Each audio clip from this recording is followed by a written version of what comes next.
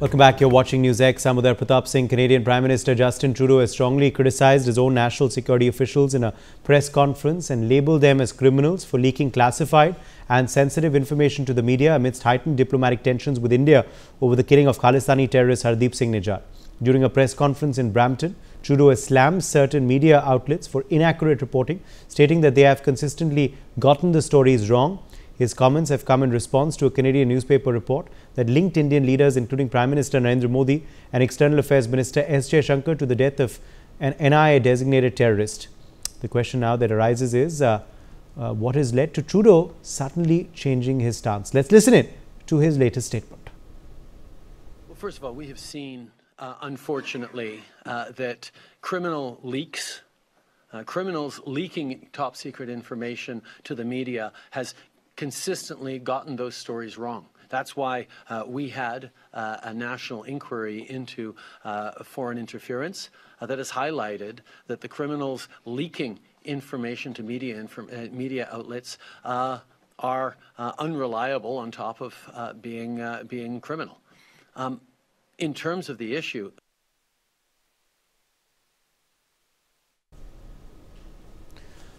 Ambassador Bhashpati Mukherjee, former diplomat, is joining us live. We also have Robinder Sachdev, Foreign Affairs expert, live with us. Surinder Singh Lali, Foreign Affairs analyst, is joining us live as well. Professor Madhav Nalapat, editorial director of the Sunday Guardian, is also live on the broadcast. Let me make a start with you first, Professor Nalapat. What explains this change in stance of Justin Trudeau? What explains this latest statement by him suddenly? Well, I'll tell you in one word, Uday, and that is Trump. The fact of the matter is that Trump's CIA pick, Ratcliffe, is going to have a serious investigation into the tentacles of the Sino-Wahhabi lobby in the United States, and obviously it's going to reach deeper than that because the lobby is active in Mexico, Canada, and many other countries as well. And he's certain to have it, including, for example, into the COVID-19 vaccine. Whether it was a Wuhan leak or whether it was a so-called wet market, which frankly it is hard to believe even at that time. So the fact is that Trudeau kind of preempted Ratcliffe's discovery of the lobby working in Canada by himself coming out and saying, oh my God, this is terrible, this is criminal. I mean, it's difficult to believe that so absurd a proposition as naming the Prime Minister of India, the External Affairs Minister of India, the National Security Advisor of India, three of the people who are the architects, frankly, of the relationship between the United States and India in particular, and several other countries, that they would be falsely named and falsely accused without a nod from some very high level. Now, Trudeau, in my personal view, it is very likely to be even at a very, very high level. So the point is very simple. The other point is, Uday, don't forget that Sunday Guardian had an edit that the Canadian Governor General should basically look into this whole matter and check and investigate this lobby. And the fact is that that went viral in Canada, that particular edit. I'm not sure that the Governor General, who's a very decent person, has not herself contacted Trudeau and asked him what is going on. Trudeau, this is basically almost in a sense, anticipatory bail, if I may say so. That before he is proven guilty, he has to declare his innocence and seek bail. And that's exactly what Trudeau has done. Whether he's sincere or not, well, I think all of us know the answer to that. But the reality is, this is anticipatory bail for Trudeau, based either on the Governor General administering a rap on the knuckles to him, because she would have been told the correct intel, or the fact that he's worried about the Trump administration and the Trump administration investigations of a lobby that has very deep tentacles inside his administration. Uday. Yes, Ambassador Bhashpati Mukherjee, let me quickly bring you in here because this is being seen as quite a surprise, because first it was left to a very junior official and a deputy clerk to issue the clarification But now, finally, the Prime Minister has weighed in and has weighed in pretty strongly. Well, in fact, I had commented on your channel, Uday, 2 days ago, that the clarification coming from a very junior clerk is itself an insult to India, India's people, India's government, and India's Prime Minister. If such a mistake has come, it should come from the highest level. Now the clarification has come from the Canadian Prime Minister himself. But what is very interesting is that he says that these leaks are criminal in nature and that he's taking it very seriously. But he seems to have forgotten that earlier on, when it was not sure that President Trump was going to be the new American president, there were leaks which were made by the Canadian government to the Washington Post, and the Washington Post was instructed to leak them at a particular point of time. They were even told when to leak them, and that came from the Canadian government. So clearly there is a discrepancy in this new policy of Trudeau, where he says it's criminal to leak such sensitive information which is factually inaccurate to the media, when the Trudeau government itself had been doing it systematically over the last few months to the Washington Post. The second issue here is that I agree completely with Professor Nalapat, and I really like the phrase he's used, anticipatory bail. The point here is that we will see in the weeks to come, there will be a perceptible slackening of the Canadian attacks on us, Trudeau's attacks on us, because we have debated on your channel earlier that Canadian foreign policy flows from American foreign policy. Canada is just what you would call a junior ally of the United States of America. What the Americans do, the Canadians follow. The same is also true of the United Kingdom, but to a slightly lesser extent. Canada follows it openly. Under those circumstances, if there is a fundamental shift in the way the Americans are dealing with this issue, the Canadians will naturally follow suit. So we will see in the days and weeks to come more such interesting comments. But yes, from going from a junior clerk, which was an insult to the people and government and Prime Minister of India, to the clarification coming from the Canadian Prime Minister, I had actually said that his spokesperson should make the clarification. That is the proper diplomatic protocol. The spokesperson either of the Prime Minister's office or their foreign office should have made the clarification. That he has himself made the clarification demonstrates under how much of pressure he must have been to make that clarification, and to say that it is patently absurd and that never has Canada accused the Indian Prime Minister, the External Affairs Minister and the National Security Advisor of any links. That itself shows a very, very significant shift there, and I would be very interested in the days and weeks to come to see what else follows from Trudeau and Trudeau's office on this matter. Uday. Let me quickly draw you in here, Robinder. This is of course a U-turn by Justin Trudeau. What has caused it though? And is this a stance that's going to stay, or is this to be taken with a pinch of salt? Thank you, Uday. I think it's to be taken with a pinch of salt also. We don't know what ups and downs could come ahead also. Though the trajectory which Trudeau is pointing seems that he wants to kind of, lessen and dampen this whole affair. A couple of things, I think with you also over a month ago, I've been saying oftentimes that Canada should investigate its own intelligence agencies also. Are they being inefficient? Are they influenced? Who knows, maybe Trudeau is not getting the correct picture. Let's give him that, grant him that. Now, what this could be happening here, I mean, he's looking at an off-ramp now, as, Professor Nalapa says, an anticipatory bail, and Baswati Ambassador Ji is also saying along those lines. I mean, one of the things I had earlier said also was that, if he really wants an off-ramp, he should fire his intelligence chief, the Canadian Intelligence Service Agency or whatever, and say that, guys, they were misleading me or feeding me the wrong information. Boom. That will give him a way out also, right? So he would have to do some of those kind of things to kind of bring relations with India, if not back to normal, but at least a semblance of normalcy or heading towards normalcy. I think he could make, and he should make, politically speaking, strategically speaking, he should make a few scapegoats. He's already saying, like right now today, that these guys are criminals. inside what he's saying, these are officials inside the Canadian government who are leaking. So thereby, yes, sure, they are criminals. I mean, that's a strong word he's using. Trump in the US calls these kind of guys within the bureaucracy as the deep state, right? So Trudeau is maybe taking a leaf out of that also to, protect or to, maneuver himself and saying that, guys, whatever is happening, it's, yes, sure, we can understand governments have, internal discussions, very sensitive topics, but then those are not supposed to be leaked. So the ones who are leaking, why are they leaking then? They're leaking with a certain objective, right? So either that objective is what, Trudeau supports and he's the one kind of with a wink of an eye allowing that, or there are definitely elements within his government, within his party who want to spoil the India-Canada relationship, and Trudeau is being incompetent. He mentioned about that, we have this commission ongoing inquiry. Yes, that's there. By the way, this commission, which started with investigating China Gate, that is China's influence in Canadian elections in 2019 and 21.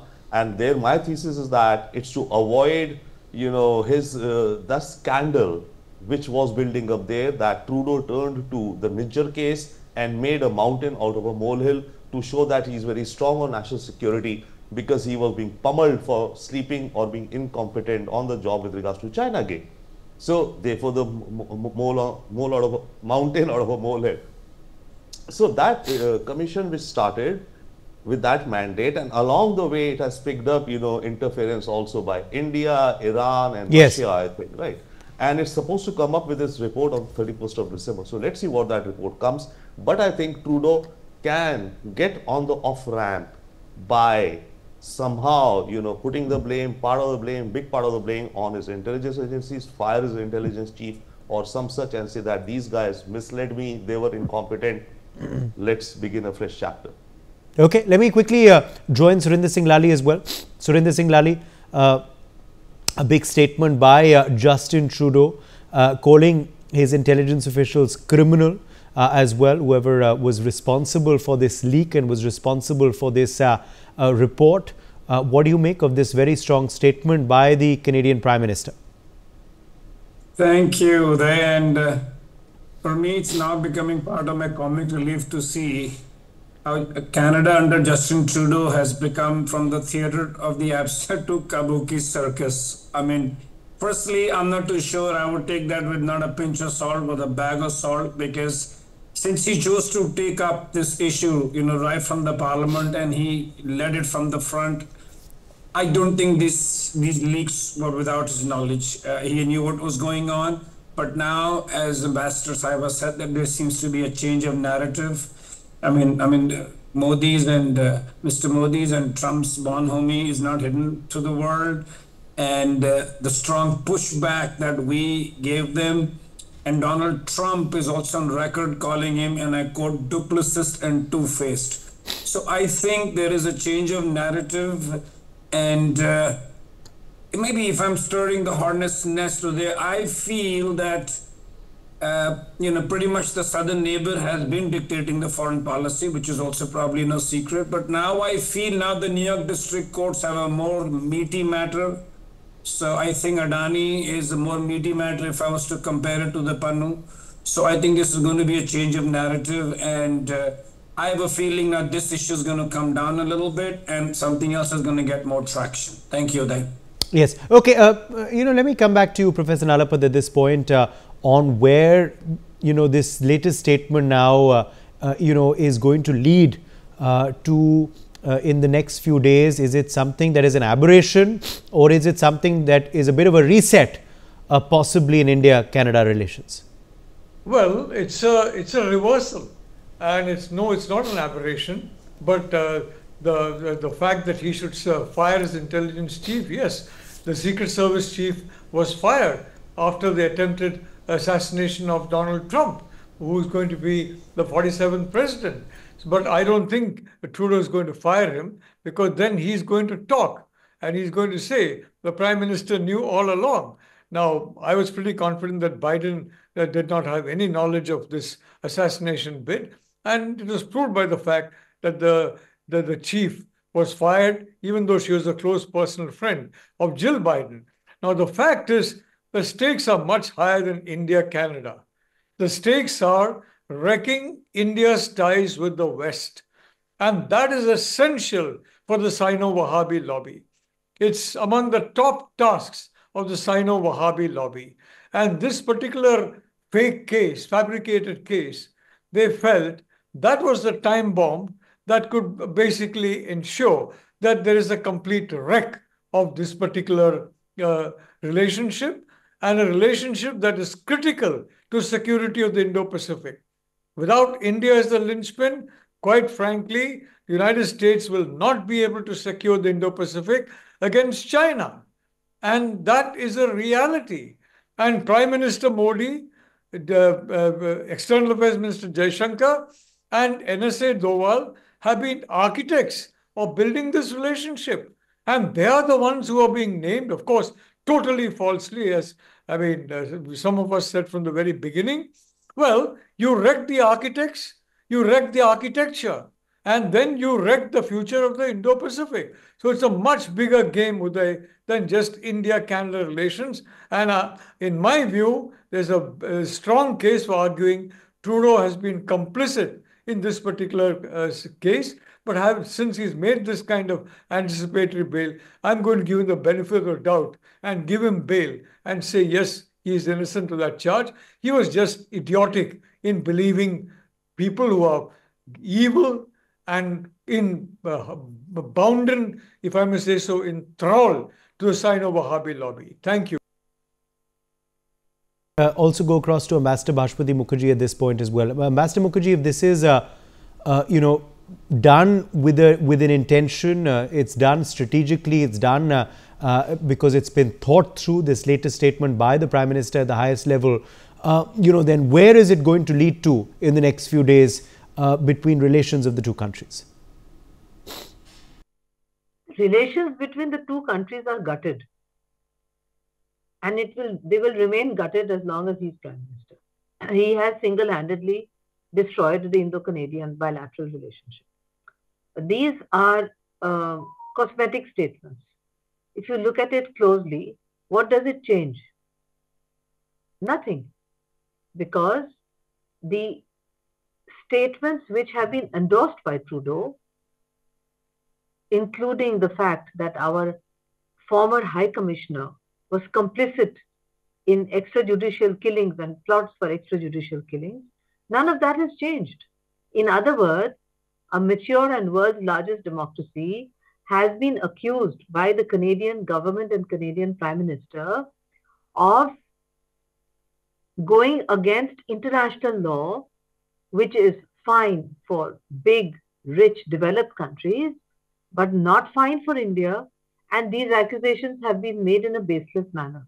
So what he has just done is to get a little bit of breathing space for himself, because he probably found that there was too much pressure building on him, possibly because he is aware that the new president incumbent of the United States is not exactly fond of him, has used very uncomplimentary language to describe him, that the various officials who are coming in are not exactly his admirers or in his fan club. So he's getting breathing space.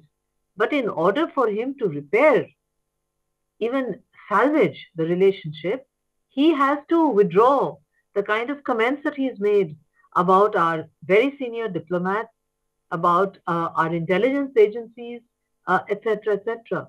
Unless he does that, the relationship is going to go from bad to worse. Moreover, Uday, please don't forget that the consular camps that were being organized by our consulates in Toronto, Vancouver, etc., which were to benefit Canadian citizens of Indian origin who at this time of the year need attestation, etc., for instance, for their pensions and other things, all that has been cancelled because the Canadian government have refused to provide security. So these are very basic issues. So these kind of cosmetic statements coming, although from the Prime Minister himself, which is a very interesting shift in policy, really doesn't do much, in my perspective, unless the Canadians decide to provide protection to our High Commission, to their consulates, to the consular camps, to stop making wild accusations against our intelligence agencies, etc. I don't think that anything is going to emerge, which would benefit the relationship. Fortunately, the trade and business perspective, part of it, continues unchanged. We have a very solid business and commercial relationship with Canada that has not been impacted yet. But if it continues in this manner, they will get impacted because to travel back and forth, you need business visas. Where is it coming from? Where are the officials? Where are the camps? Where are the facilities in Canada for Canadian business to go to the Indian consulate and to get their visas? So ultimately, it will affect the business and trade partnership, and that will have a huge impact on Canada. Quite apart from the fact that Indian students are now backing off and they are looking at other destinations, that will also impact Canada. There will be many things that will impact Canada. Yes, is this something that then is unlikely to see any improvement in ties between the two countries, Robindra Sachdev? Is this just confusion in the top leadership of Canada being displayed once again? Or could there be something in the offing? Thank you. Multiple things. One word which you use right now is actually also very appropriate. It shows so much of confusion at the highest levels of Canadian government. It smacks of incompetence, and it's not good for any nation to have such, such optics or such optics of what's happening. A nation should be run as a tight ship. Here, what we are seeing is that the left right doesn't know the right, what the right hand is doing. Leaks are happening, reports are coming. There's blame being, blame games going on. It's not a professional government as one would expect from a developed world, let's say, in a way. That's one. So, bunch of confusion. Secondly, yes, I don't also see much hope in the immediate or even in the medium term. What has happened due to this episode? It's not an episode, it's a long-running episode, right? Over a year it has been going on. It has certainly, created, I think, bitterness in the minds and hearts of Indians here as well as the Canadians there also. And this whole part, where it's stemming from the Khalistani extremist supporters, etc. It's not that when Trudeau goes, if the Conservatives come, the Khalistani extremists will have zero, support there. They will also have good amount of support among the Conservatives also. So they will continue, and even the Conservative politicians will continue to mollycoddle and handle with soft gloves such instances. However, for the time being, yes, it's a good at least some step that once again, as I feel that another thing which I find very interesting in this statement also, he's blaming his officials for leaking the information. Now see, there are two things.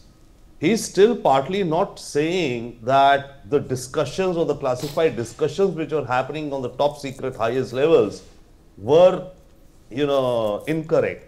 He is blaming these guys for leaking the information, and then he's saying that they are leaking the information, but they are incorrect also. So there, negatives and double negatives going out all day.